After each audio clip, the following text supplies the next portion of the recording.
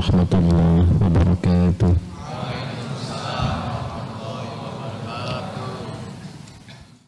Kita akan lanjutkan bahasan kita dengan memulai pembahasan di tafsir surah Al-Baqarah di ayat ke-26 yang sebagian pengantarnya sudah kita sampaikan, dan kita akan kembali ke tafsir At-Tahrir wa Tanwir ya karya Syekh Muhammad Tahir bin Ashur.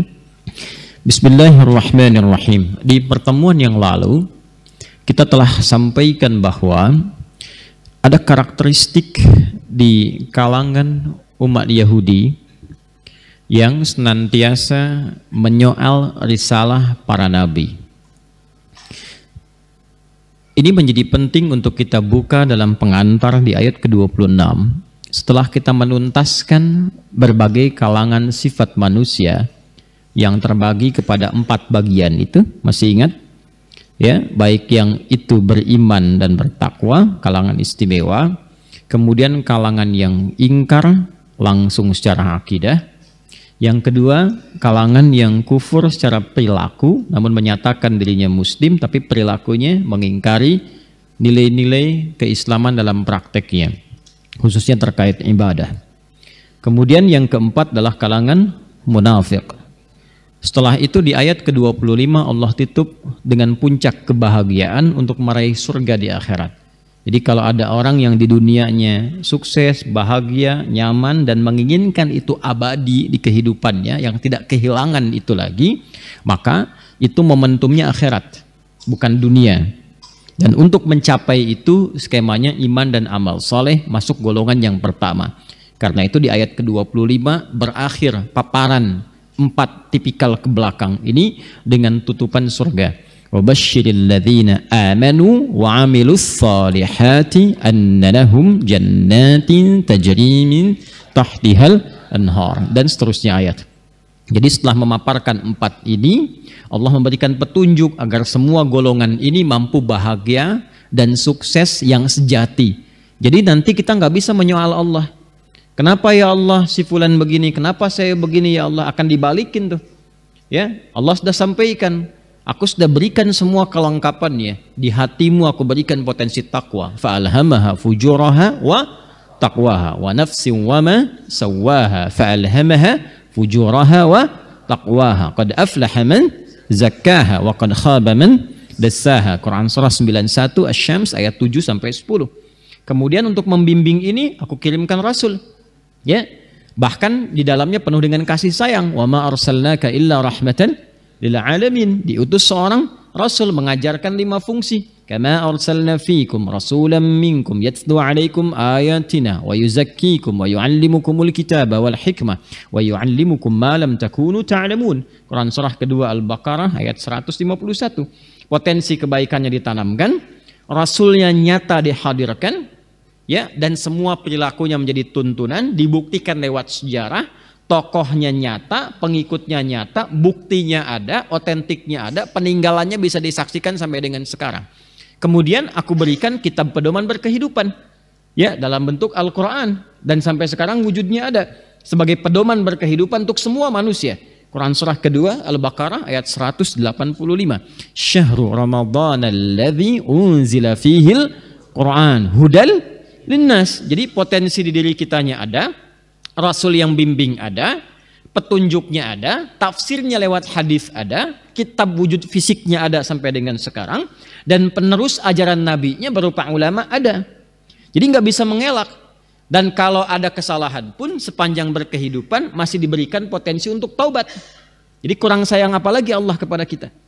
Nah, jadi kalau ada kemudian paparan di ujungnya menuju surga, seakan dibuka bentangannya, yang maksiat pada taubat, yang belum beriman, beriman, yang sudah beriman tingkatkan takwa dan taat supaya tingkat surganya mendapatkan yang lebih tinggi dengan tingkat ketakwaannya itu. Kan berbanding lurus dengan ketakwaan kan? Maka semakin meningkat amalnya, semakin tinggi potensi surga yang bisa diraihnya. Ditutup dengan ayat itu. Setelah itulah kemudian diterangkan secara mendetil karakter-karakter manusia yang terbawa dari 4 sifat tadi. Ya, misal ini pernah hidup generasi ini. Nanti di antara generasi ini yang membawa sifat keimanan siapa saja? Ketakwaan siapa saja. Contohnya bagaimana? Nanti diabadikan dalam Al-Quran untuk memberikan inspirasi kepada kita. Saat Anda sakit misalnya, nanti ada contohnya seperti Nabi Ayub. Bagaimana mengisi keadaan sakit itu dengan ketakwaan. Jadi menerjemahkan iman dan takwa dalam keadaan sakit itu seperti apa? Ya, saat Anda di puncak karir tertinggi misalnya, jabatan secara formal di pemerintahan, atau kekayaan yang sangat luar biasa yang punya pengaruh, Allah turunkan kisah Nabi Sulaiman yang tak bisa ditandingi dalam tingkat kedudukan dan kekayaan serta kekuasaan. Allah turunkan kisah Nabi Yusuf alaihissalam dalam perjalanan karir yang penuh dengan tantangan. Nah, semua itu ditampilkan untuk memberikan pedoman kepada kita. Kalau menempuh jalur birokrasi, begini jalurnya. Kalau sedang mendapatkan kenyamanan, begini menyikapinya. Gitu. Jadi semua hal ini ditampilkan sejatinya sebagai apa? Berpedoman dalam kehidupan. Sisi yang lain, ada generasi-generasi nanti yang lekat dengan diantara sifat 4 tadi. Yang soleh sudah ada, yang kufur ada kan, bahkan sampai yang dibinasakan, kaum Ad, kaum Thamud dan sebagainya, ya kan? Nah, yang munafik juga ada. Nah, diantara yang munafik ini, karena ini paling berbahaya, yang paling berbahaya, dan yang paling berbahaya nanti sudah kufur munafik nih. Yang repot tuh itu tuh, ya, yang repot tuh itu sudah kufur apa munafik. Nah, maka dihadirkan yang paling bahaya dulu untuk memberikan kesan kepada kita bahwa hati-hati dengan perilaku ini, karena dampaknya selain membahayakan kepada pribadi juga bisa melahirkan dampak kehancuran yang tinggi bagi lingkungan sekitarnya. Damage-nya banyak. Lebih bahaya magnitudenya dibandingkan dengan gempa bumi misalnya yang kita rasakan kadang-kadang, dan kita berlindung kepada Allah dari semua itu. Apa contohnya? Langsung keterapannya. Jadi nanti ada iman plus takwa, ya kan? Ada yang mengaku beriman tapi plus kufur dalam arti perilaku bukan akidah. Ada nanti iman plus mengaku iman muslim tapi munafik. Jelas ya? Nanti ada perpaduannya di situ. Ya, ada yang mengaku beriman tapi menyoal agamanya sendiri ada. Ya, ada yang mengaku beriman tapi menjelek-jelekan agamanya sendiri ada. Nah, itu artinya mengaku muslim, mengaku beriman plus nifak. Ya, ada yang mengaku beriman tapi enggak sholat. Ada yang mengaku beriman tapi enggak puasa. Nah, itu artinya muslim, mengaku muslim plus kufur. Kufur dalam perilaku bukan akidah. Jelas ya? Nah, yang kufur akidah juga sama. Nanti ada yang kufur munafik, ada. Ya, sudah kufur munafik misalnya, ada. Di antaranya apa contohnya? Kita ambil tarik yang enggak terlalu jauh, ya, nanti di era Nabi Muhammad SAW, yang menariknya genealogi ini terwariskan nanti generasi-generasi sebelumnya. Jadi turunan dari generasi sebelumnya masih ditemukan di era Nabi. Biasanya kalau nggak diungkap siapa pelakunya, kapan kejadiannya, itu peringatan dari Al-Quran bahwa di setiap masa itu potensial terwariskan. Nah, itulah indahnya di Al-Quran, nggak ditemukan di kitab lain karena ini firman Allah. Firman Allah. Makanya nanti kalau kita misal sedang berinteraksi dengan golongan-golongan dimaksud, mesti waspada. Ya, bukan bersikap yang tidak baik. Ingat, tidak ada ajaran untuk misalnya menghancurkan, menyakiti, berbuat curang, nggak ada. Ya, termasuk kepada non-muslim. Berdagang mungkin dengan non-muslim nggak boleh curang. Ya, jangan Anda simpulkan, mumpung kafir saya tipu aja, nggak boleh. Ya, haram hukumnya. Nggak boleh, haram. Ya, itu netral karena muamalah itu netral, bahkan berdosa. Cuma nanti ada karakteristik yang penting kita garis bawahi. Bahkan kadang-kadang nggak garis bawah, garis atas kotak gitu, itu penting juga. Ya, karena saking bahayanya. Nah, kita ke ayat 26. Ada di antara golongan Yahudi. Saya katakan di antara supaya tidak mengeneralisir. Ya, nggak ta'mim, karena nanti nggak semua seperti itu. Yang mewarisi genealogi suka menyoal. Ya, nanti ada yang suka menyoal, ada yang terlibat nanti di monopoli ekonomi, ada monopoli politik, ada yang memang senangnya menumpahkan darah. Dan itu terwariskan. Ya. Nah, yang ini yang suka menyoal. Jadi apa aja yang turun di nabinya itu disoal. Baik itu persoalannya langsung kepada Tuhan, ya, kepada Allah, langsung seketika, atau kadang mengolok-olok nabinya, atau kadang mengolok-olok umatnya. Itu sudah terbawa dari zaman dulu. Contoh, kita ambil supaya nggak terlalu jauh di masa Nabi Musa alaihissalam. Nabi Musa alaihissalam itu setelah diizinkan oleh Allah membawa umat beliau, kaumnya, dengan membebaskan diri mereka dari kejaran Fir'aun, ini tenggelamkan Fir'aun kemudian, maka oleh Allah diberi petunjuk datangi tempat ini supaya menyatu dengan penduduknya, mendapatkan ketentraman, kedamaian, tinggal di situ. Nanti nggak banyak terganggu lagi di wilayah Palestina sekarang, ya. Dibawa untuk berbaur, lihat ya, menaklukkan ke situ yang jahat-jahatnya, ya, karena ada juga yang jahat-jahatnya di situ, yang suka tindakannya keras, kasar, taklukkan dulu itu tuh, ya. Nanti ketika ditaklukkan bisa berbaur ke situ, menyatu, ya, kemudian bisa berkehidupan dengan baik dan sebagainya, damai dan sebagainya. Maka dijanjikan oleh Allah, kalau Anda bisa ke situ mengikuti perintah Allah, berbaur di situ, menepikan yang jeleknya dulu, yang kasarnya dulu, yang premanismenya dulu, ya, hilang ini, Anda tinggal masuk aja ke situ, dikalahkan langsung oleh Allah tuh, yang jelek-jeleknya. Masya Allah, di mana ada jaminan begitu ya? Enak banget tuh. Ya, Rasulullah perang Badar kan bertempur dulu, perang Uhud bertempur dulu, baru menang kan? Ini tinggal masuk situ langsung menang. Ya, tinggal masuk langsung menang. Lalu setelah menang, yang jeleknya keluar, berbaur dengan yang baik, dan di situ dijamin nggak akan diganggu, dijamin nggak akan diperbudak dan sebagainya. Ya, makanya ketika Allah janjikan, maka diklaim sebagai tanah yang dijanjikan. Ya kan? Tapi perjanjian itu maksudnya apa? Untuk berkehidupan dengan damai, tentram, menyatu di situ. Yang jelek keluar, yang baiknya tinggal. Dengan syarat apa? Ikuti perintah Allah, masuk ke situ, maka diberikan jaminan. Tapi apa yang terjadi? Ini belum kering tapak kakinya dari pembebasan kejaran Firaun itu. Begitu kemudian diselamatkan, Musanya pergi mendapatkan wahyu 40 hari, sudah bikin patung sendiri. Selesai kasus itu, ayo berangkat, pergi, dihukum nih semua yang berbuat musyrik. Sudah, nanti ada Al-Baqarah di ayat yang ke-54. Ya, semua meninggal yang berbuat musyrik itu, sisanya pergi ikut Nabi Musa alaihissalam. Tinggal berangkat aja sebetulnya, nyampe situ tenang hidup, nyaman. Tapi apa yang terjadi? Quran surah ke-5 buka, ayat 24. Paling kiri sebelah atas. Ya. Perintah Allah sederhana. Anda masuk ke situ, maka yang tadi yang besar-besar, yang jahat-jahat, ya, yang keras-keras itu akan ditaklukkan, keluar, Anda hidup di situ dengan tenang, nyaman. Tapi kalimatnya lihat ujung ayatnya. Fadhhab anta wa rabbuka faqatila inna hahuna qa'idun. Musa, gini aja deh, kamu aja sama Tuhan kamu masuk sana perang dulu. Ntar kalau udah menang kasih tahu kita. Kita baru masuk situ katanya. Kebayang nggak? Halo, bayang nggak? Jadi diberikan jaminan oleh Allah, Tuhannya diolok-olok plus nabinya. Ya, kamu masuk aja Musa dengan umatmu ke situ. Nanti kalau diganggu, yang ganggu itu ya sudah akan dikalahkan secara langsung, tinggal masuk berbaur, nyaman di situ. Ah Musa, kamu aja deh sama Tuhanmu yang ke sana perang dulu, ntar kalau menang kasih tahu kita kan. Coba Anda bayangkan.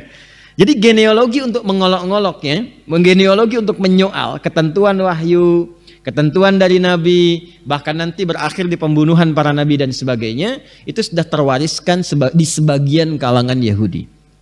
Paham sampai sini? Oke, kita ambil contoh lagi. Langsung kalau ke era Nabi Isa jelas, sampai Nabi Isa alaihissalam dikejar-kejar, mau dieksekusi dan sebagainya. Puncaknya di era Nabi Muhammad SAW, genealogi itu masih terwariskan. Yang Nabi diberikan mukjizat dengan unta betina, siapa namanya? Nabi Saleh. Bukankah akhirnya dieksekusi beliau? Ya, sama juga anak kalangan-kalangan seperti itu. Jadi terus ke bawah itu, ngalir ke bawah sampai ke era Nabi Muhammad SAW. Nah, genetika itu masih mengalir, masih ada sifat-sifat untuk menyoal nilai-nilai kebaikan yang dibawa oleh para nabi, plus termasuk wahyu yang dibawa oleh nabi sebagai pedoman dalam berkehidupan. Kita langsung praktekkan ke ayat ini. Ketika turun ayat tentang Al-Ankabut, laba-laba, lalat sebagai perumpamaan, kiasan yang indah dari Allah tentang bagaimana perilaku orang yang menyimpang dari petunjuk Allah. Misalnya tentang lalat di Quran surah ke-22 ayat 73, Al-Hajj ayat 73. Ya ayyuhan nasu duriba mathalun fastami'u lah. Ada ayatnya? Kemudian yang tentang Al-Ankabut, laba-laba, Quran surah 29 ayat 41. Wa inna awhanal buyuti labaitul ankabut. Ya, ada ayatnya? Baik, pelan-pelan. Lalu mereka mengonfirmasi pada Rasulullah dengan mengolok-olok. Ya Muhammad sallallahu alaihi wasallam, wa kama qalu, amma yastahyi rabbuka bidzubabi wal ankabuti wal ba'ud. Ya Muhammad sallallahu alaihi wasallam, apa enggak merasa malu Tuhanmu itu bikin perumpamaan kok sama lalat? Bikin perumpamaan kok sama laba-laba, sama rumah laba-laba, sama sarangnya. Bikin perumpamaan kok sama nyamuk katanya. Amma yastahyi rabbuka. Jadi sifat ngolok-ngolok itu muncul untuk menyoal contoh-contoh yang dibawa oleh Al-Quran dengan menggunakan contoh hewan-hewan yang kecil. Maka turunlah ayat ini untuk menerangkan kebiasaan mereka dalam mengolok-olok dalam berkehidupan, plus menjawab bagaimana Allah membuat satu perumpamaan dengan hikmah di semua apa yang Allah turunkan melalui Rasulullah SAW. Jadi yang ingin saya katakan, satu, ayat ini ketika diturunkan ingin mengingatkan kita, hati-hati. Kalau Anda berinteraksi dalam konteks misalnya, maaf, perdagangan, ada yang bisnis, konteks sosial bergaul, kan ada yang sekolah misalnya ya, di luar negeri yang di dalamnya ada Yahudinya, misalnya di Amerika, di Inggris dan sebagainya, enggak semua Yahudi demikian. Ya, kemudian ada yang berbisnis, berpartner misalnya dengan itu semua, maka hati-hati dengan potensi-potensi yang kalau Anda gali di Al-Quran akan terungkap itu semua. Jelas? Ada sebagian, tapi dasarnya sama, merasa tinggi dibanding yang lain. Itu bisa jadi positif, bisa jadi negatif. Kalau merasa tingginya diarahkan ke yang positif, dia pintar, saya harus lebih pintar. Ya, dia hafal Quran, saya pun harus hafal. Dia IPK 4, saya 4,5 kalau ada. Ya kan? Nah, pokoknya itu positif. Tapi yang jadi bahaya adalah nggak boleh ada yang pintar selain saya. Nggak boleh ada yang dominan selain saya. Nggak boleh ada yang menguasai selain saya, itu yang bahaya. Ya, maka kalau itu sudah muncul dalam berkehidupan, maka apapun perilaku yang ditampilkan pasti dampaknya akan negatif dan kadang-kadang menghancurkan sifatnya. Ya, jadi sebetulnya agak tinggi materinya, tapi saya mau ingatkan ya, tapi bukan di kalangan jamaah umum sebetulnya. Ini lebih dalam konteks bernegara, ya, di geopolitik, geostrategis, geoekonomi. Ini saya ingin tunjukkan bahwa ada nanti kalau kita ngaji Quran, ayat-ayat Quran yang spesifik menjelaskan, nih kaum ini karakternya begini. Kalau Anda bergaul ke situ, maka caranya seperti ini yang elegan. Tidak menyakiti, tidak membuka pertentangan, menampilkan yang sesuatu yang objektif, yang baik. Tapi kalau Anda mendapatkan begini, responnya seperti ini. Jelas gak? Ya, yang pertama yang dibuka oleh Quran salah satunya apa? Salah satunya ini. Jadi ada karakteristik yang senang mengolok-olok. Jadi kalau nanti Anda mendapatkan dalam kehidupan orang yang mengolok-olok misalnya ajaran sendiri tentang wahyu dan sebagainya, nggak akan jauh genealoginya pasti ke situ. Ya, termasuk orang Islam yang munafik. Orang Islam misalnya mengaku muslim tapi sering menyoal, bikin kontroversi, bikin hoax, bikin macam-macam. Ya, ini saudara kita yang Kristen mau merayakan Natal misalnya, kan kita saling menghormati. Saling menghormatinya dengan tidak mengganggu, membiarkan, memberikan ketenangan, silahkan, tapi nggak perlu ikut-ikutan. Ya, dan tidak perlu diprovokasi, ada yang pakai, ada yang menyampaikan ini itu dan sebagainya lalu mencela saudaranya sendiri, itu nggak boleh. Ya. Nah, kalau ada timbul misalnya olok-olok dan sebagainya ke agamanya sendiri atau mencoba memprovokasi dan sebagainya, itu nggak akan jauh, genealoginya pasti tersambung ke ayat ini. Hakul yakin, silahkan cek. Siapapun yang mencoba mengolok-olok agamanya sendiri dari kalangan muslim, terkontaminasi penyakit nifak dan dia munafik misalnya, mengolok-olok itu silahkan cek. Pasti ada pergaulan dia yang tersambung ke situ nasabnya. Karena nggak akan jauh. Tidak pernah terdapat dalam sejarah yang mengolok-olok wahyu ketentuan dengan tujuan kemudian untuk memprovokasi dan melahirkan polarisasi atau perpecahan kecuali genealoginya tersambung ke sini. Politik tadi sudah. Di spiritual ini, di ekonomi. Siapa yang menggoncang krisis di tahun 97-98? Ya sama. Dolarnya ditarik, George Soros tarik kemudian bergerak kemudian nilainya, kelangkaan terjadi, jadi krisis. Ya, bukankah sama juga pemikirannya? Tapi memang dalam kacamata ekonomi kita dicambuk supaya kita berjuang. Ya, kita tingkatkan kepintarannya, tingkatkan kekuatannya. Tapi sisi lain itu diperkenalkan karakter demikian. Ini di ekonomi ingin selalu unggul. Di politik ingin selalu unggul, di militer ingin unggul. Ingin unggul itu bagus, tapi itu feedbacknya ke kita, mencambuk kita untuk menjadi lebih kuat. Ya, Anda kalau mau menghadapi skala global mesti tangguh. Ya, nggak cukup kita dengan belajar dapat nilai ijazah selesai pulang, tidak. Pelajari, pahami, makmurkan negerinya, perkuat dan seterusnya. Itu gambarannya.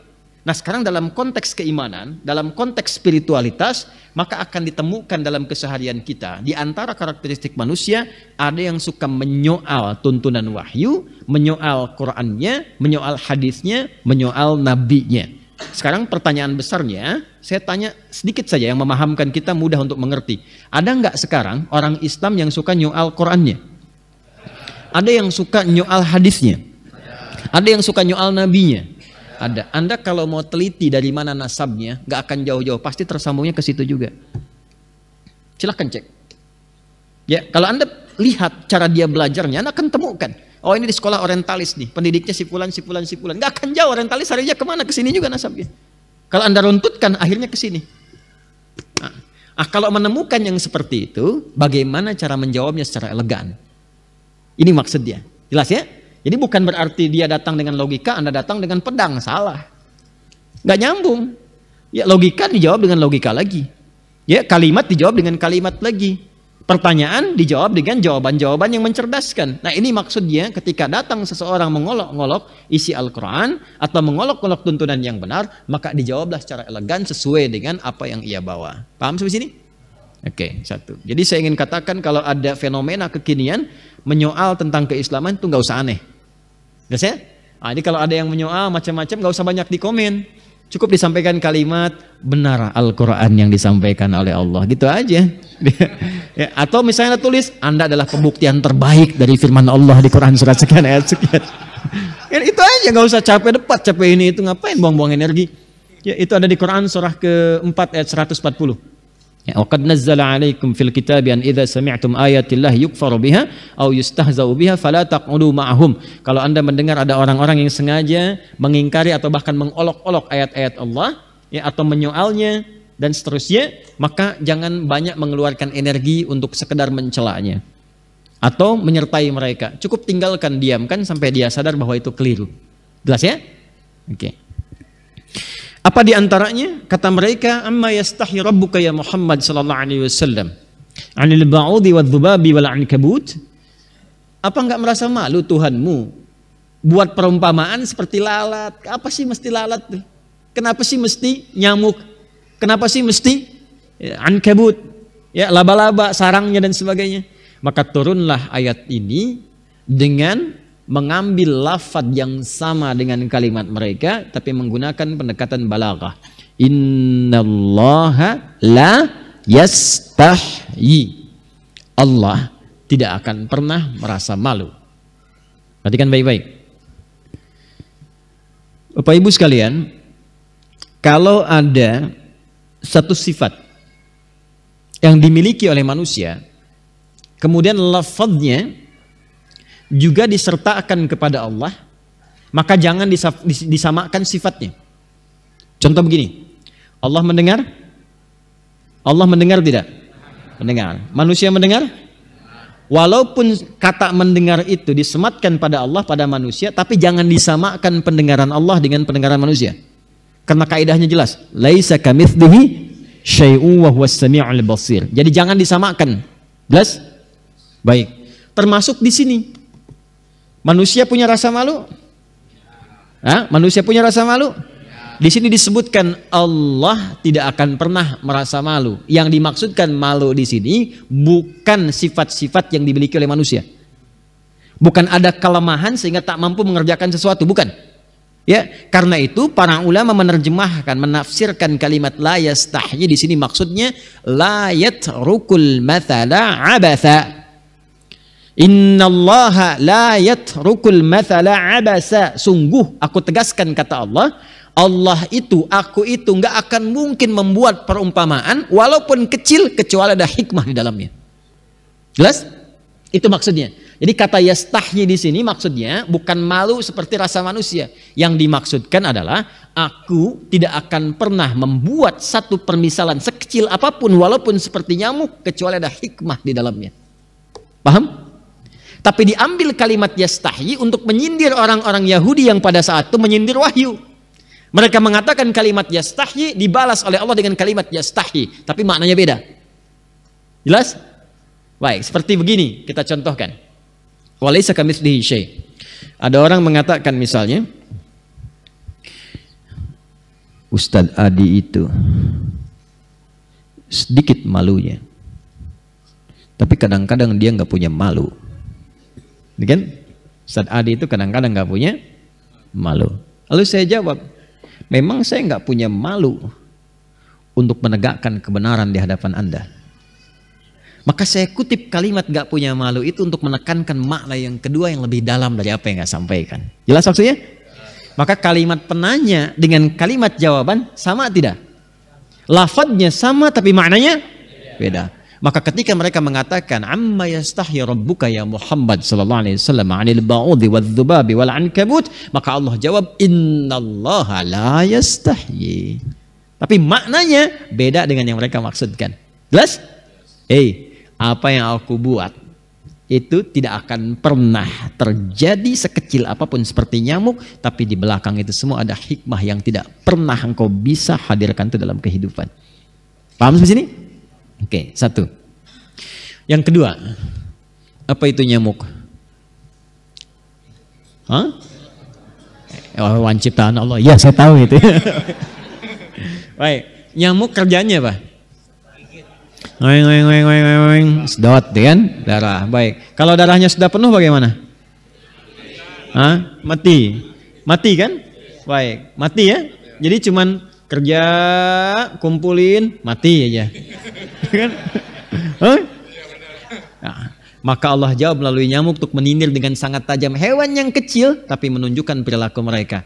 Kerjaan cuman seperti kalian ini, nyedot harta orang, udah itu mati aja. Itu maksudnya. Kalian hanya menyindir Nabi kalian. Kalian mengolok-ngolok ayat yang dibawa Nabi untuk memberikan petunjuk kepada kalian. Kerja kalian tiap waktu, pagi, siang, sore, sampai malam, sampai begadang, cuman pergi nyedot sana sini, bikin keburukan, jadi rentenir, mati. Persis kayak nyamuk kata Allah tuh. Paham gak? Nah, itu bagian yang pertama. Jadi ada orang yang hidupnya, orang yang suka mengolok-ngolok, orang yang kehidupannya hanya mencari kehidupan dunia saja sampai dia meninggal, diibaratkan oleh Allah seperti nyamuk. Paham? Ini nanti kalau ada yang suka mengolok-olok, bikin konten apa ya, kasih aja gambar nyamuk, tek gitu. Quran surah kedua ayat 26. Paham? Ya, kerjaan cuma nusukin orang, mati aja gitu. Jelas ya? Innallaha la yastahyi ay yadriba mathalan ma ba'udatan fama fawqaha. Jadi yang kita dapatkan di sini yang pertama bahwa semua apa yang Allah contohkan itu pasti ada hikmahnya. Yuk kita turunkan pelajarannya satu-satu.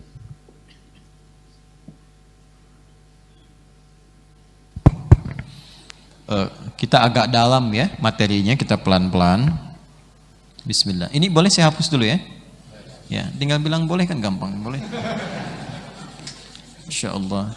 Wah ini materi penting nggak bisa dihapus nih.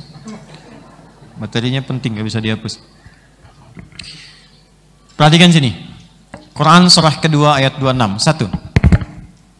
Ini poinnya. Satu, ada pelajaran sosial di dalamnya. Pelajaran yang pertama,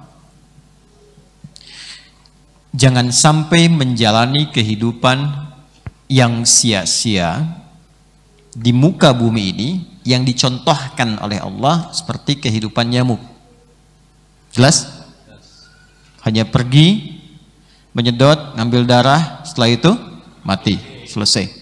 Jadi ada orang yang kerjaannya bekerja siang malam cuma cari makan, keluar, kumpul, meninggal, selesai. Paham? Satu. Kehidupan manusia harus punya nilai lebih, bahkan lebih mulia, lebih baik dibandingkan dengan hewan. Itu poinnya. Ini yang pertama. Jadi apa yang kita kerjakan dalam kehidupan dunia mesti punya bekal. Satu, yang menyukseskan kehidupan dunia itu sendiri dan terbawa sampai dengan ke akhirat. Dua, ada tantangan dalam berislam. Kalau saya katakan berislam, artinya menerapkan ajaran Islam dalam kehidupan. Jadi berislam itu bukan sekedar sholat, bukan sekedar puasa, berzakat, tidak. Berislam itu kafah. Ya ayyuhalladzina amanu dukhulu fis silmi kafah. Arti kafah itu begini, menerapkan sesuai kemampuan apa yang bisa kita kerjakan. Cara memandang harus berislam. Karena itu ada tuntunan memandang dalam Islam. Cara mendengar harus islami. Karena itu dilarang kita mendengar sesuatu yang tidak bermanfaat. Cara bertutur sampai cara berjalan, sampai ke ujung kaki. Nah, itu berislam namanya. Maka kita turunkan sekali lagi, ayat ini memberikan juga gambaran kepada kita bahwa dalam konteks berkehidupan, kita dituntun oleh Al-Quran untuk mempraktekkan nilai-nilai keislaman secara total. Dalam menerapkan nilai keislaman itu akan selalu dihadapkan pada tantangan-tantangan yang menguji kita apakah benar serius menerapkan itu atau tidak. Dan itu normal. Setiap apa yang akan kita kerjakan pasti akan berhadapan dengan tantangan. Anda kesini nggak mungkin tiba-tiba mulus. Tantangan pertama harus menyiapkan energinya, waktunya, uangnya di jalan, transportasinya. Kadang di jalan sudah mau keluar hujan, jadi berangkat atau tidak. Itu tantangan biasa. Ya, karena itu di bab usaha, kan usaha itu diterjemahkan di fisika kan dengan gaya. Ya, begitu ada gaya kan, gayanya keluar apakah F1 atau F2, gaya tarik atau gaya dorong, gaya gerak ataukah nanti magnetik, kinetik atau yang lainnya atau gravitasi, tetap kan ada tantangan kan, hukum Pascalnya. Masih ingat gak rumusnya? F berbanding lurus dengan P. Gaya berbanding lurus dengan tekanan. Sini, hukum Pascalnya. Ya, selalu saya bawakan ke nuansa akhlak ya. Orang yang banyak gaya akan banyak tekanan gitu kan. Nah, tapi gaya ini kan turunan daripada usaha. Ya, ketika kegiatan itu dilakukan kan dalam fisika begitu. Jadi fisika itu asik, enak, mendekatkan kita kepada Allah. Karena untuk membaca fenomena alam itu dalam bentuk sains itu fisika bidangnya. Jadi kalau kita ingin tahu bagaimana misalnya hujan turun, menghitung bagaimana planet dan sebagainya, ayatnya banyak di Quran, ciptaan Allahnya ada. Tapi mendefinisikan itu dalam bentuk pengetahuan sehingga menemukan kebesaran Allah, ilmunya fisika. Jadi kalau orang belajar fisika sampai jadi pakar di bidangnya belum kenal Allah, itu keterlaluan. Catat kalimat saya ini, boleh diviralkan. Apalagi sudah jadi pakar fisika, anti Allah, itu konslet. Justru fisika itu dihadirkan untuk membaca fenomena yang Allah hadirkan untuk mengenal Allah. Sanurihim ayatina fil afaq wa fi anfusihim hatta yatabayyana lahum annahul haq. Kata Allah, saya akan tampakkan ya semua yang di langit, di bumi, bahkan pada dirimu bisa dianalisis, bisa dikaji, bisa dihitung. Supaya dengan itu kamu kenal bahwa yang di Quran itu benar semua. Kamu kenal dengan Allah. Ini Anda sampai bisa ngitung, nurunkan rumus tapi nggak kenal Allah. Untuk apa Anda belajar? Ya, jadi semua yang kita hitung dari materi ini kan untuk menunjukkan kebenaran nyata dalam fenomena kehidupan. Fenomena kehidupan itu ada yang ngatur. Jadi kalau Anda sudah pintar sampai bisa ngitung, sampai dirinci satuan terkecilnya, tapi nggak kenal siapa yang ciptakan, sama aja bodoh. Kan tujuan akhirnya nggak tercapai kan? Halo? Kenapa begini tekan? Ini kan? Kenapa jadi kesini ya? Ini nyambung sini. Nah, ini akan selalu ada tekanan, jadi tantangan. Di antaranya apa? Boleh jadi Anda temukan di sekian banyak pergaulan kita yang Allah tetapkan untuk menguji kesungguhan kita, baik dalam konteks keimanan kepada ayat atau hadis atau dalam mempraktekkan tuntunan Islam dalam berkehidupan. Contoh gampangnya, akhwat perempuan yang belum berjilbab, tiba-tiba dia berjilbab, datang seseorang mengatakan, "Duh, soleha." Wah, sekarang sudah lain ya. Ya, sudah ada penutup di kepalanya. Nah, tafsirkan itu bukan untuk mengolok-olok atau mencela Anda. Tapi kalimat itu dititipkan oleh Allah di lisan orang itu untuk menguatkan tekad Anda dalam berjilbab. Itu caranya. Karena tantangan itu pasti akan didapatkan. Anda nggak pakai jilbab pun disoal juga, pakai jilbab disoal juga. Di manusia itu nggak akan bebas dari pemikiran. Jadi kalau ada orang menyoal Anda, apalagi mencela, mencaci, itu sudah biasa. Karena hukumnya begitu, Anda orang baik dicela oleh yang tidak baik. Anda orang tidak baik dicela oleh orang baik. Tinggal ketika Anda mendapatkan celaan, tinggal lihat aja orang itu baik atau tidak. Allah dicela sama orang kafir. Malaikat dicela, Rasul dicela, Nabi dicela, sahabat dicela, tabi'in dicela, ulama dicela. Anda Tuhan bukan, malaikat bukan, kan? Rasul bukan, Nabi bukan, sahabat bukan, tabi'in bukan, ulama jauh. Siapa pengen dicela, Anda siapa? Ya. Tapi kalau kita mendapatkan celaan misalnya, posisikan kalau ingin nyaman, posisikan itu sebagai pembuktian kebenaran firman Allah yang menguji kesungguhan kita dalam menerjemahkan Islam dalam kehidupan. Paham? Baik. Anda jarang ke masjid, tiba kemudian Anda pengen ke masjid yuk. Udah soleh, saya tetap Kevin, kan? Bukan soleh, tapi hanya ingin menjaga supaya wafat dalam keadaan sedang menunaikan sholat. Waduh, luar biasa nih gitu, ahli surga kayaknya. Bukan, belum tentu. Itu kan karena rahmat Allah, tapi mencoba menjadi lebih baik. Paham? Ya. Kan gak usah marah. Soleh, kumasya weh. Itu. Ada tantangan. Kelas? Ini mahal, ini jarang dikaji nih. Ya, jadi tahunya cuma ini tidak nyamuk, tidak malu, ini bukan. Jadi ada tahapan-tahapan untuk sampai ke sini. Kemudian yang ketiga, setiap contoh atau perumpamaan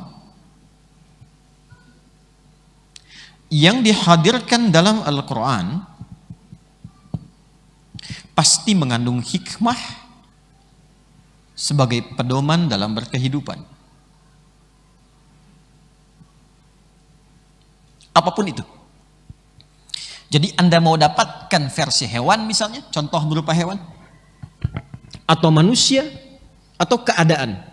Itu pasti ada petunjuk yang terkait dengan kehidupan kita. Tinggal pintar-pintarnya kita melihat kita ada di posisi apa untuk mengambil contoh perumpamaan itu. Kita ambil misalnya beberapa. Satu, sakit. Tadi saya ungkapkan. Dari sakit ringan sampai yang paling berat. Kita temukan misalnya Nabi Ibrahim alaihissalam. Quran surah ke-26 ayat 80. Ini zikirnya Nabi Ibrahim ketika mengatakan wa idza maridtu fahuwa yashfin. Kalau saya sedang merasakan sakit, saya yakin pasti Allah sembuhkan. Ini kalimat ringan tapi secara psikologi itu tajam dan itu mempercepat penyembuhan. Jadi kalau Anda sedang merasakan sakit, maka dipakai ini zikirnya Nabi Ibrahim untuk menguatkan pada diri kita, seberat apapun penyakitnya jangan pesimis. Ya, karena Nabi pun mengatakan setiap penyakit itu pasti ada obatnya kecuali kematian. Maka kalau diuji dengan penyakit apapun, hal pertama yang disampaikan, dikuatkan dalam diri kita, katakan Allah pasti sembuhkan. Allah pasti sembuhkan. Nah, energi yang kita hasilkan lewat kata-kata itu, yang kita kuatkan pada diri kita, itu akan merangsang bagian tubuh kita untuk mempercepat penyembuhan. Ya, yang nggak bisa kita cegah itu kematian. Ya, karena maut itu nggak akan pilih-pilih, dia nggak akan lihat. Sakitnya parah misalnya. Belum tentu. Belum tentu. Ya. Anda boleh katakan ini sudah sepuh, kayaknya udah bau tanah nih gitu kan. Tapi kata maut, dia jawab kata maut, kamu yang bau kuburan. Ya kan? Jadi dia akan pilih, dia datang kepada yang sehat. Dia datang kepada yang muda, sesuai dengan ajal. Quran surah ke-7 ayat 34. Walikulli ummatin ajal. Fa idza jaa ajaluhum la yastakhiruna sa'atan wala istaqdimun. Tapi yang kita harus dapatkan adalah kalimat pertama, kalau sedang sakit diuji apapun, ya, sakit gigi, sakit mata, sakit kepala, macam-macam, tampilkan kalimat ini pada diri kita. Quran surah ke-26 ayat 80. Wa idza maridtu fahuwa yashfin. Bahasa kitanya, Allah pasti sembuhkan. Allah pasti sembuhkan. Harus ada keyakinan, optimisme dulu. Nanti dengan kalimat itu, keadaan diri kita itu secara kimiawi itu akan berproses, muncul kekuatan, ya, muncul energi-energi yang positif, itu membantu penyembuhan. Selain obat-obat yang mungkin ditampilkan oleh para dokter, pasti ada ya gambaran itu. Karena kan ada di bab energi, kan ada energi listrik juga dalam diri kita itu. Ya, energi listrik itu tinggi. Nanti ada beberapa ayat juga yang atau hadis yang bisa kita terjemahkan. Ya, misal begini misalnya, kalau dalam bab ada riba, ya ada riba, ada lagi bab misalnya sentuhan yang enggak secara langsung. Yang sentuhan langsung itu menggunakan lamasa, sentuhan tidak langsung menggunakan massa. Nah, ada sentuhan yang tidak langsung, nggak langsung dilakukan, tapi ada energi listrik terpancar di situ, sehingga memberikan sebuah getaran. Ya, kenapa pandangan itu mesti dibatasi dalam kondisi tertentu? Ada lawan jenis saling berpandangan nih, ya, saling merasakan misalnya. Ketika berpandangan ada kondisi tertentu yang ketika frekuensinya sama, ada rasa di situ, tak ada getaran. Nah, itu dalam kondisi tertentu kalau bukan mahram dia palingkan tuh sebelum itu muncul supaya tidak terbawa pada suasana yang tidak baik. Ya. Paham nggak sampai sini?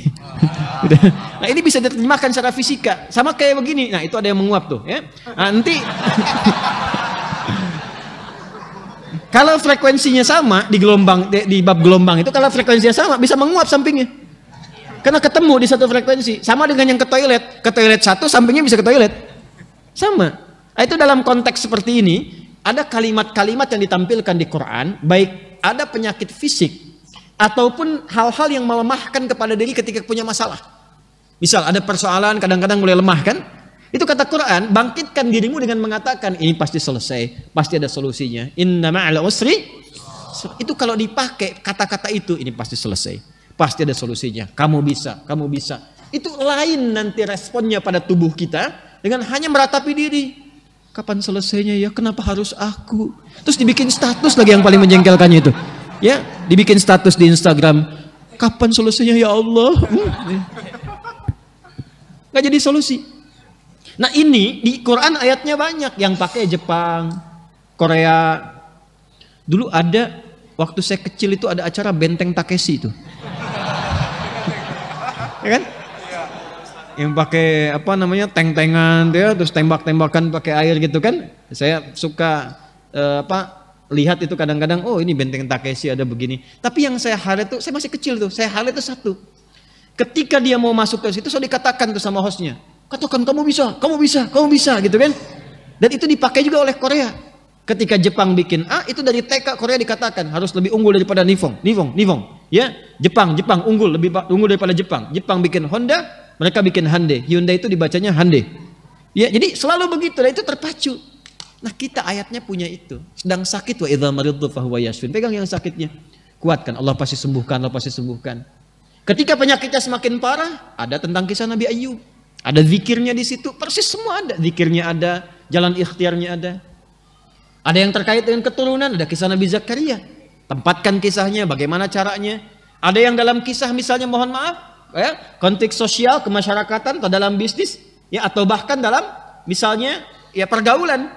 Ya, ketika ada sesuatu yang sangat berbahaya, ada zikirnya juga seperti kasusnya Nabi Yunus alaihissalam. Ya, bahkan ujungnya kan disampaikan. Wa kadzalika nunjil mu'minin. Kalau ada orang beriman mengalami peristiwa yang serupa, ya dengan itu walaupun tidak sama masuk ke perut ikan paus, tapi sama-sama menggoncang jiwa. Ada ujian-ujian yang nggak harus masuk ke perut ikan paus, tapi menjadikan pandangan kita gelap. Dalam sehari tiba-tiba aset perusahaan hilang semua. Kan gelap kan, walaupun nggak masuk ke perut ikan paus. Jalan linglung padahal matahari terang gitu kan? Ya ada. Ya, pada jainahu minal ghammi, ada gham. Quran surah ke-21 itu. Ayat 87 sampai 88. Wa dhannuni idh dhahaba mughadiba wa dhanna an lan naqdiru alayhi fanada fi dhulumati an la ilaha illa anta subhanaka inni kuntu minal zalimin fastajabna lahu. Tuh, fanajjainahu minal gham. Padahal masuknya ke perut ikan paus, tapi ketika dibebaskan kata Allah, bukan saya keluarkan dari perut ikan paus, bukan. Saya keluarkan dari awan gelap yang menaungi. Jadi kadang ada peristiwa tertentu yang walau tidak masuk ke perut ikan paus tapi rasanya gelap. Makan gak enak, jalan linglung, gak nyaman dan sebagainya, suasana terang tapi seperti gelap. Itu zikirnya. Itulah contoh. Ada yang kecil-kecil seperti semut tadi, seperti nyamuk tadi. Ada yang kisah tentang semut, ada yang kisah tentang unta. Unta itu dalam sekali. Afala yanzuruna ilal ibili kaifa khuliqat. Kenapa ibil di situ? Untanya Nabi Saleh kenapa naqah? Kenapa ada ayat hatta yalijal jamalu fi samil khiyat? Kenapa jamal di situ? Contoh lain, kenapa ada kalangan Yahudi tertentu yang dikutuknya jadi monyet? Kenapa nggak berpikir kita, kenapa nggak jadi misalnya tikus aja? Kenapa nggak ayam? Kenapa harus monyet? Riset. Saya pernah keluarkan hewan-hewan itu di Quran, nama-nama hewan.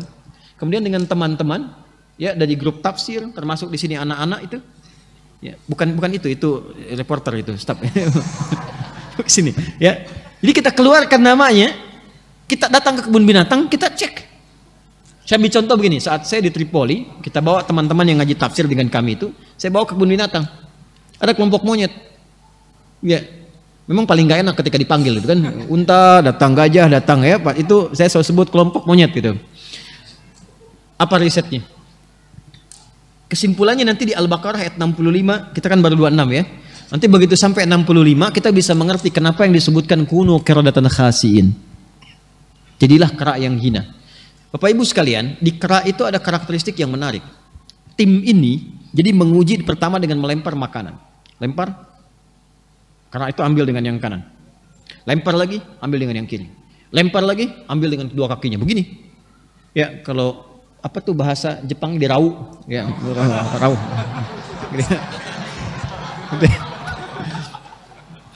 Jadi saya ingat ada orang Sukabumi main ke Serang.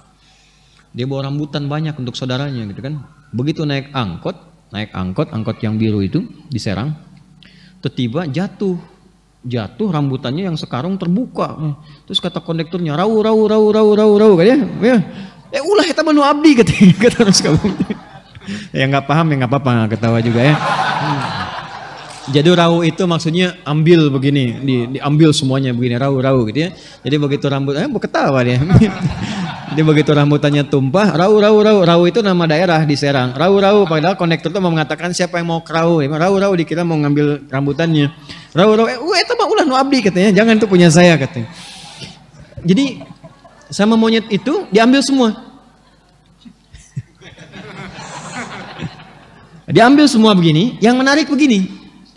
Begitu ada kera lain mau datang ke situ, dia perangi dengan kerasnya. Gak boleh. Tapi kalau dia bosan dengan wilayahnya, dia invasi tempat lain, dia keluarkan kera di situ, pindah dia kuasai itu. Jadi yang dia ambil, yang lain dia keluarkan, dia ambil punyanya itu. Mirip. Datang ke satu komunitas, ke satu bangsa, satu negeri, keluarkan orang di tempat itu, tuduh dengan tuduhan lain dan nikmat yang di dalamnya. Dia putar semua bagiannya. Kunu qiradatan khasiin. Itu karakter. Jadi ingin ditampilkan kepada kita, gak mungkin ada perumpamaan di Quran kecuali ada hikmah di dalamnya. Walaupun itu hanya nyamuk atau lebih kecil daripada itu. Jelas? Alhamdulillah. Taib. Teruskan. فَأَمَّا الَّذِينَ آمَنُوا فَيَعْلَمُونَ أَنَّهُ الْحَقُّ مِنْ رَبِّهِمْ. Ini yang paling penting untuk kita. Fa'ammal ladzina amanu. Adapun semua ketentuan ini, terutama bagian ketiga, contoh perumpamaan. Ini. Bagi semua kalangan beriman, karena ada kalimatnya menggunakan kata alladzina, disebutkan sebanyak 1080 kali dalam Al-Quran, mencakup semua tanpa kecuali. Kalau kita merasa bagian dari kalimat itu, berarti sifat ayat ini berlaku untuk kita. Adapun bagi insan beriman yang sejati itu, orang beriman, faya'lamuna, maka mereka segera meyakini. Perhatikan, di situ diterjemahkannya kalimat ya'lamun dengan meyakini. Jadi ilmunya dibimbing oleh imannya. Perhatikan baik-baik ya. Di orang beriman itu senantiasa mendahulukan imannya dalam setiap perkara.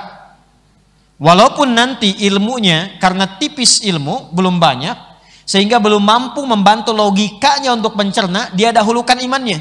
Iman dulu, yakin dulu, baru hikmah datang membantu akalnya untuk memahami itu. Karena ada beberapa peristiwa dalam kehidupan, kadang-kadang akalnya belum bisa nangkap. Tuh, akal belum nangkap. Bukan karena nggak masuk akal. Karena akal itu tergantung suplai informasi yang masuk ke dalamnya.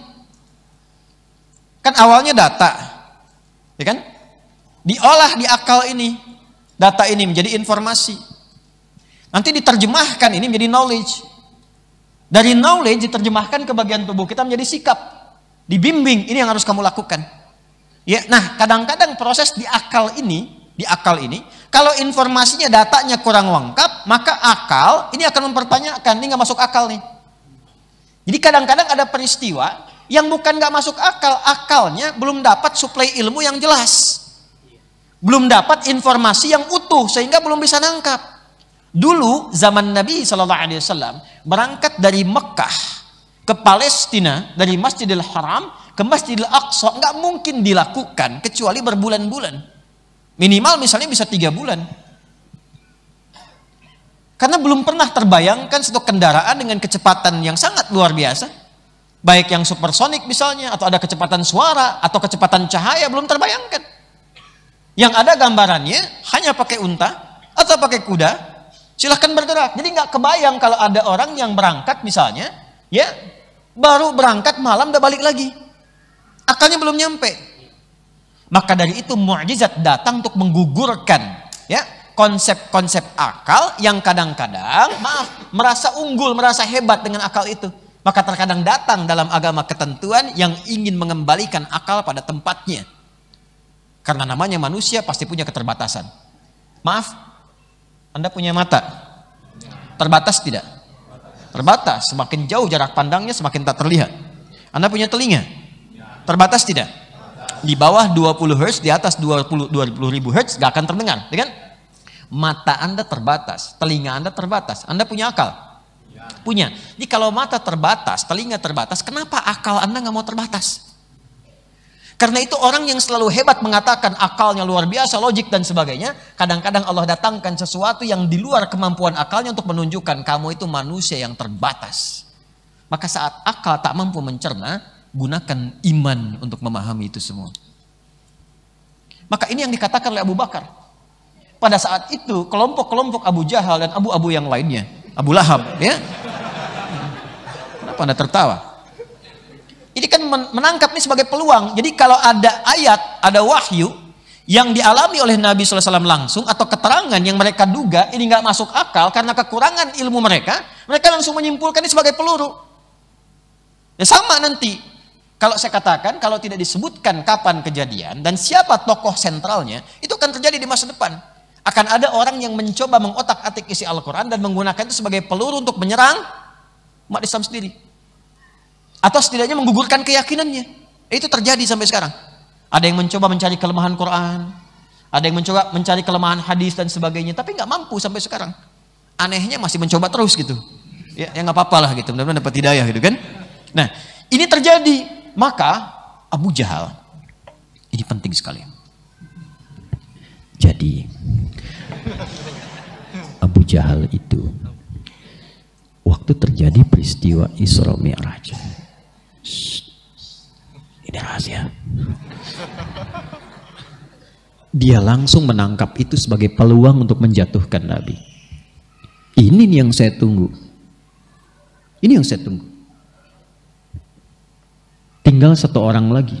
Kalau satu orang ini menangkap logika ini dalam pandangan dia dengan baik, maka selesai dakwahnya Muhammad sallallahu alaihi wasallam. Maka dia kejar temui beliau yang mulia itu, sahabat Nabi yang paling dekat, Abu Quhafah, Abu Bakar As-Siddiq. Abu Bakar waktu itu radhiyallahu taala anhu, yang sekarang kediamannya ada di lokasi Hotel Hilton itu. Di kalau Grand Zamzam, kirinya ada jalan, depannya ada toilet, sampingnya ada kipas angin, yang kipas angin Parlemen Quraisy. Nah itu yang Hilton yang lama ya, bukan yang baru. Itu kalau Anda naik ke atas itu, naik tangga, kemudian ada eskalator sedikit, keluar kanan itu ada musola. Nah, itu kediamannya rumah Abu Bakar As-Siddiq radhiyallahu taala anhu. Sebelah kirinya jualan sejadah murah memang di situ, tapi ke kanan lebih bagus. Itu Abu Bakar As-Siddiq di situ. Datang ke situ, dia menyampaikan, ayo sini katanya, ada sesuatu yang penting. Udah merasa menang tuh, tinggal satu orang ini. Orang udah kumpul-kumpul semua, tinggal satu orang ini. Bagaimana pendapatmu? Orang ini menunjuk pada Rasulullah mulia sallallahu alaihi wasallam. Ini Muhammad mengatakan, dia tadi malam baru ke Masjidil Aqsa di Palestina. Balik lagi sekarang di sini. Itu pun Nabi itu diprovokasi dulu sama Abu Jahal ini. Abu Jahal itu rumahnya kalau Anda bisa gambarkan. Jadi kalau nanti Anda umrah atau haji, nanti bisa lewat situ tahu gitu letaknya. Jadi posisinya di sini nih. Ini tempat deklarasinya ini ada di Jabal Qubais. Jabal Qubais itu yang sekarang ada istana raja di atasnya. Jadi kalau di sini ada Grand Zamzam, di sini ada Sofwa, Hotel Sofwa yang lama. Nah ini ada jalan, ini ada istana raja. Ini dulunya bukit namanya Jabal Qubais ini. Ya kalau Anda ke sini, nanti masuk pintu King Abdul Aziz di sini. Ke sini ada yang naik ke atas. Ini belok yang ke kanan kalau dari sini. Nanti menemukan di sini ada pos security yang sering saya ungkapkan itu. Ya, CCTV-nya putih ngadap ke sini. Ini ada kursi merah di sini. Ke sini sampai sini ada 35 kipas angin. Atas. Udah saya hitung, nggak usah diprotes. Benar udah saya hitung. Kalau Anda ke sana jadi 37 berarti nambah 2, gitu aja kan simpelnya. Nah. Ini pintu 26, Get Ismail. Ini ke sini ada bab Nabi, pintu Nabi. Di sini Nabi sholat 2 rakaat sebelum menunaikan Isra. di sini. Jadi kalau biasanya teman-teman yang pernah ikut saya pernah tunjukkan dia. Kemudian ke sini nanti ada Baba Ali, ke sini ada Babus Salam. Di sini rumahnya Abbas radhiyallahu taala anhu. Nah, di sini dulu di lokasi dekat ini nih ada tiang listrik, lampu besar yang sekarang sudah nggak ada. Tapi ada jembatan ke sini. Ini rumahnya Abu Jahal di sini. Nah, jadi dia bayangkan, dia provokasi Nabi. Nabi sudah berumah tangga dengan Sayyidah Khadijah, posisinya di sini. Di ujung Marwah ini. Yang sekarang wilayah ini ada toilet sini ya. Nah ini di sini, itu dulu tempatnya Nabi. Nabi itu diajak Muhammad SAW. Jadi kenabinya bilang begini, umumkan, ini peristiwa besar. Harus tahu orang-orang di sini, kamu itu hebat dan sebagainya. Diumumkan, diangkatlah ke Jabal Qubais. Jabal Qubais ini simbol kekuasaan. Siapa yang ada di sini, artinya dia berkuasa, dia bisa merubah sesuatu. Makanya sekarang yang memegang Saudi dan sebagainya, bikin istananya di sini untuk menunjukkan ini yang pimpin. Maka diajak naik ke sini. Diminta menyampaikan, tinggal kata Abu Jahal satu orang lagi, kalau ini sudah menolak ajaran Muhammad SAW, selesai dakwah Islam. Maka dibawa ke sini, ini yang tadi Grand Zamzam, ini yang Safwa, nyebrang sedikit, ini ada jalan ke sini, ini jualan nasi-nasi India, IPB, India, Pakistan, Bangladesh, ini ada Merpati, masuk ke bawah ada mall, yang di sini ada kemudian Hilton, yang warnanya krem, ininya, marmernya. Di sini ada toilet, depannya satu. Ini ada kipas angin yang di sini, tempat wudhu sebelah sini. Nah ini parlemen Quraisy di sini. Masuk ke sini, nah ini nah lokasinya Abu Bakar As-Siddiq. Dari sini kurang lebih lari ke sini, tarik. Apa jawabannya Abu Bakar As-Siddiq radhiyallahu taala anhu? Dikata beliau, ini belum disebut Siddiq. Ketika disampaikan Muhammad mengatakan, Muhammad katakan, aku tadi malam diisrakan oleh Allah Subhanahu wa taala ke Palestina, ke Masjidil Aqsa, begini, kemudian dimi'rajkan dan kembali. Cuman dalam semalam yang itu enggak full semalam, sebagiannya saja. Maka apa kata Abu Bakar As-Siddiq? Kalau Allah Muhammad sallallahu alaihi wasallam mengatakan, saat ini di balik bukit ini ada kaum yang akan menyerang dan itu pun tidak terbukti, tetap saya akan beriman dan meyakini kebenaran Muhammad sallallahu alaihi wasallam. Abu Bakar tahu bahwa apa yang disampaikan Nabi tentang peristiwa Isra dan Mi'raj itu, ya itu bukan perkara yang bisa ditangkap akal pada saat itu karena informasinya belum masuk ke situ. Ini masalah iman. Makanya ada yang mempersingkat kalimatnya dengan bukan kalimat panjang tadi. Cuma Abu Bakar bertanya, Muhammad menyampaikan itu? Iya, kalau itu yang disampaikan Muhammad saya yakin. Itu kalimatnya, saya yakin. Ada yang mendefinisikan dengan sesingkat itu. Nah ini rumus, karena dari situlah kemudian dari peristiwa itu disebut as-siddiq.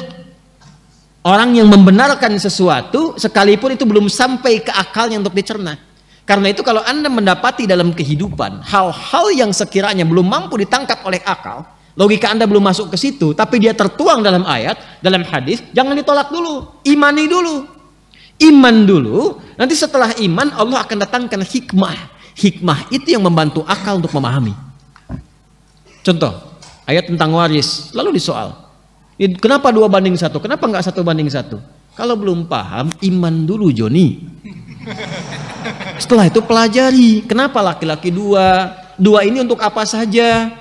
1 untuk modalnya dia, yang 1 lagi untuk haknya dia, sama dengan yang perempuan. Si modal ini dibawa keluar, dikreasikan, balik lagi untuk keluarga lagi, dipakai bersama-sama lagi. Kadang-kadang yang punya dia dipakai juga untuk keluarganya. Karena kan prinsip istri itu, harta istri punya istri, harta suami punya istri.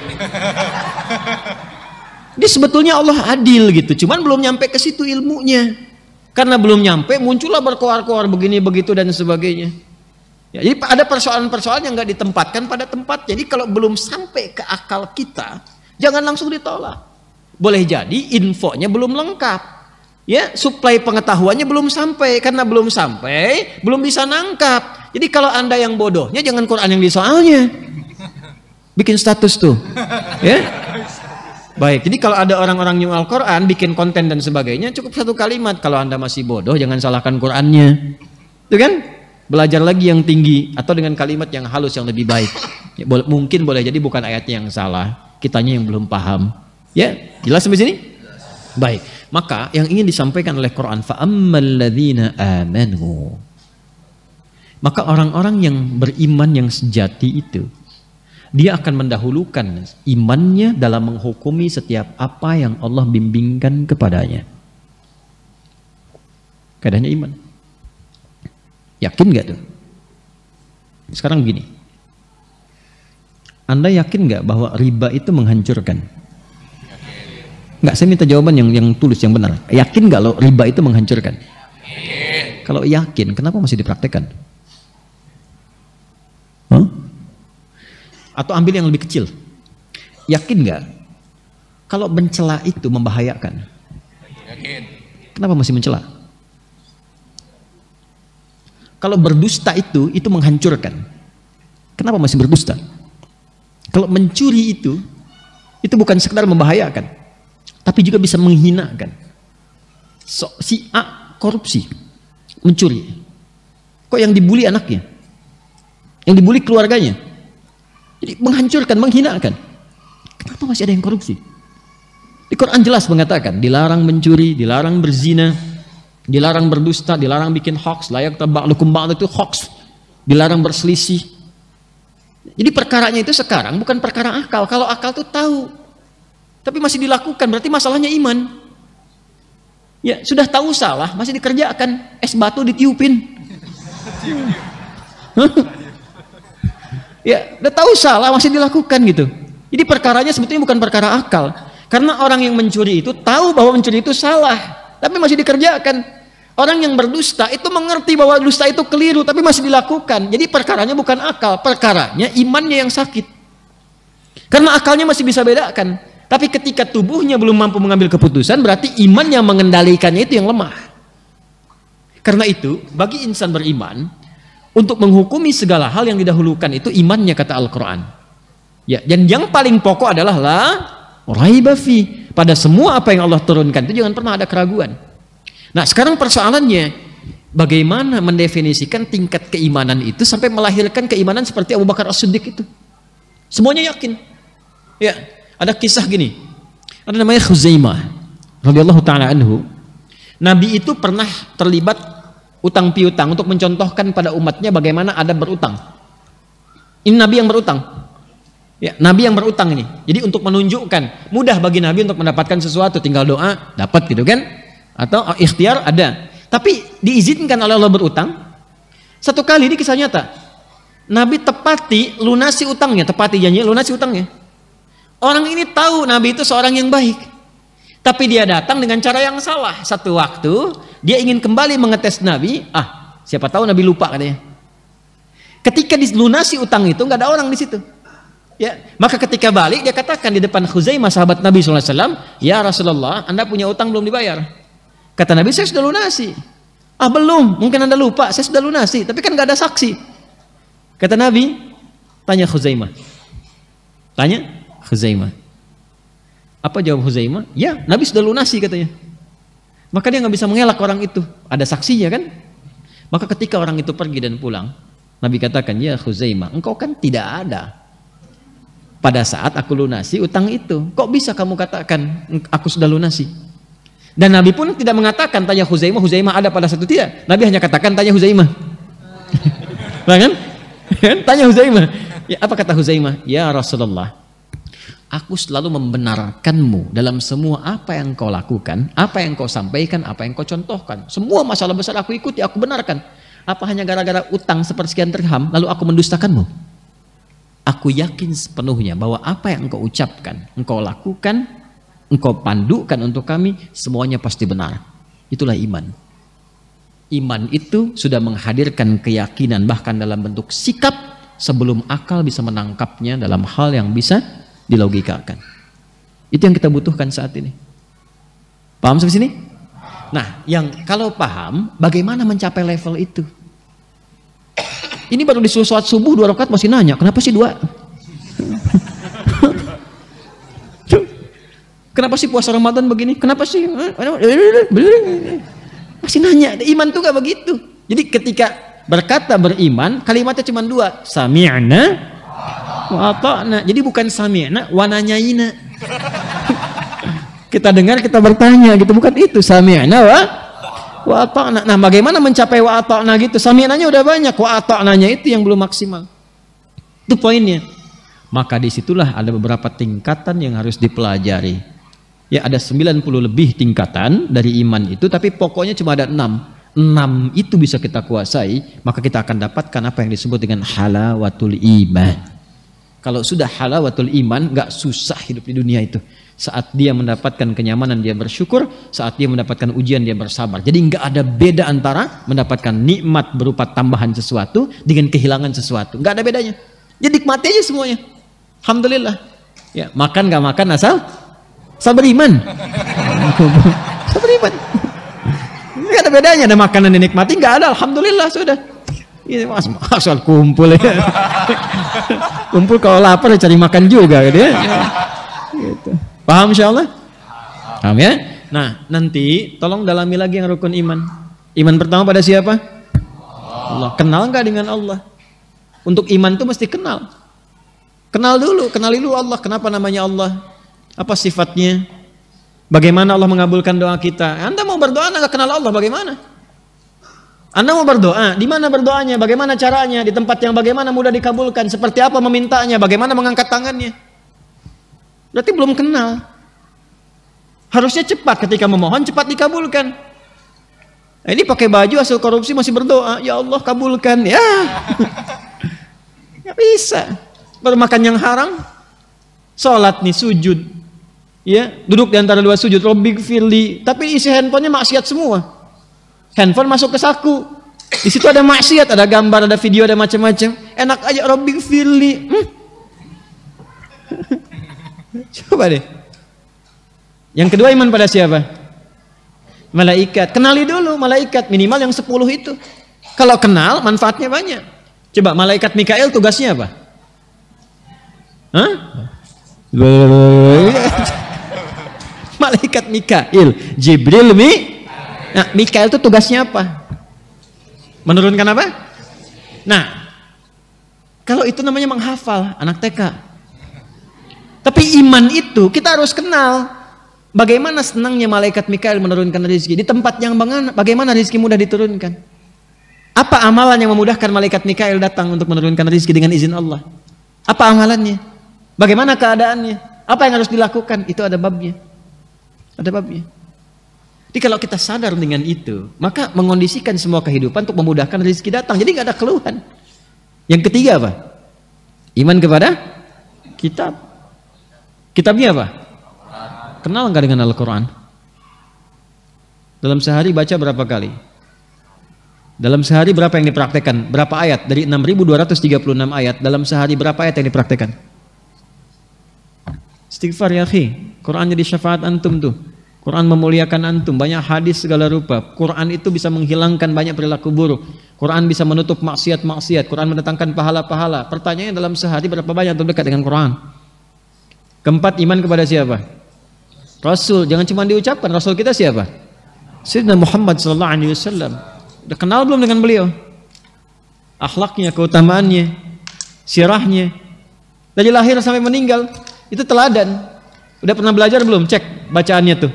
Siapa yang di rumahnya nggak ada satupun kisah tentang Rasulullah? Ittaqillah ya akhi. Takwalah kepada Allah. Itu panduan kita, teladan kita. Masa di rumah nggak ada satupun bacaan tentang Rasulullah? Kisah tentang Nabi. Antum jadi apa sekarang? Jadi anak? Ya cari bagaimana Nabi sebagai seorang anak. Ikuti itu. Antum jadi apa suami? Anda apa istri? Cari istri-istri Nabi. Bagaimana mereka berperilaku dengan Rasulullah SAW. Anda sedang belajar. Cari bagaimana Nabi belajar. Cari bagaimana Nabi mendidik. Ini semua aspek yang kita lakukan ada contohnya di Nabi. Itu namanya beriman. Jadi iman dulu sebelum logika itu ditanamkan dalam diri kita. Iman dulu. Semua orang yang beriman pada Nabi pada saat berkehidupan semua sukses. Nggak ada yang nggak sukses. Siapa yang nggak kenal dengan Uthman, Abdurrahman bin Auf, Talha? Ya, siapa yang nggak kenal dengan Abu Hurairah, Ali bin Abi Thalib, ya, Umar bin Khattab dan seterusnya. Kelima apa? Hah? Hari kiamat. Betul-betul beriman atau baru sekedar tahu? Kalau sudah beriman tentang kiamat, harusnya punya persiapan. Apa yang disiapkan? Kiamat terkecil kan meninggal. Kiamat terkecil itu kematian. Apa yang Anda siapkan menjelang kematian? Misal begini, selalu katakan kalau hari ini saya diwafatkan, apa persiapannya? Itu selalu membuat jiwa kita tersentuh untuk merubah lebih baik. Ya. Setiap waktu, misal gini, Anda masuk malam nih, bagaimana kalau saya diwafatkan di malam hari ini? Kalimat itu kiamat terkecil untuk setiap manusia. Kalimat itu membuat diri kita terdorong untuk berbuat lebih baik. Nanti bangun pagi, bagaimana kalau di hari ini saya diwafatkan oleh Allah? Itu selalu mendorong kita beramal soleh. Itu yang membuat kita nggak mau meninggalkan sholat tepat waktu, nggak mau meninggalkan kita untuk bercengkrama dengan Al-Quran.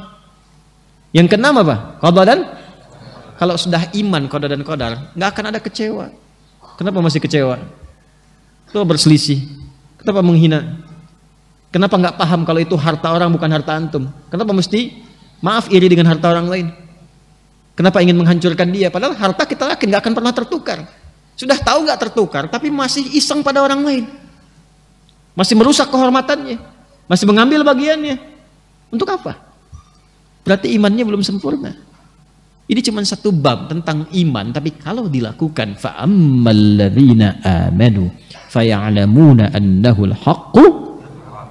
Kalau iman itu keenam-enamnya tadi rukunnya sudah terpatri dalam jiwa kita menjadi pondasi yang kuat, maka kalimat, perhatikan kalimatnya. Haqqu, kita akan temukan hak kebenaran yang sejati mir rabbihim. Kenapa menggunakan kata Rabb? Rabb itu, saya tutup, itu dari kata rububiyah. Rububiyah itu yang merawat, memperhatikan, menyayangi, memberikan kebutuhan, memaafkan kalau salah, mengampuni kalau dia berbuat satu dosa-dosa. Saya berikan ilustrasi begini. Bapak Ibu sekalian, di kalangan makhluk manusia, kalau ada yang memperhatikan, menyayangi, merawat, memberikan kemudian kebutuhan, itu disebut murabbi namanya. Disebut apa? Murabbi. Maka orang tua kita itu murabbi kita. Murabbi kita. Ibu nih, mengandung, melahirkan, memberikan ASI, merawat. Ayah demikian. Maaf, kalau ada anak berbuat salah, memaafkan nggak orang tua? Maafkan. Pengen sesuatu, diberikan nggak? Sekalipun harus menghutang, berikan karena sayang. Itulah rububiyah, perawatan. Disebut murabbi. Allah namanya Rabb, dan semua sifat itu melekat pada dirinya dan tidak akan pernah serupa dengan makhluk.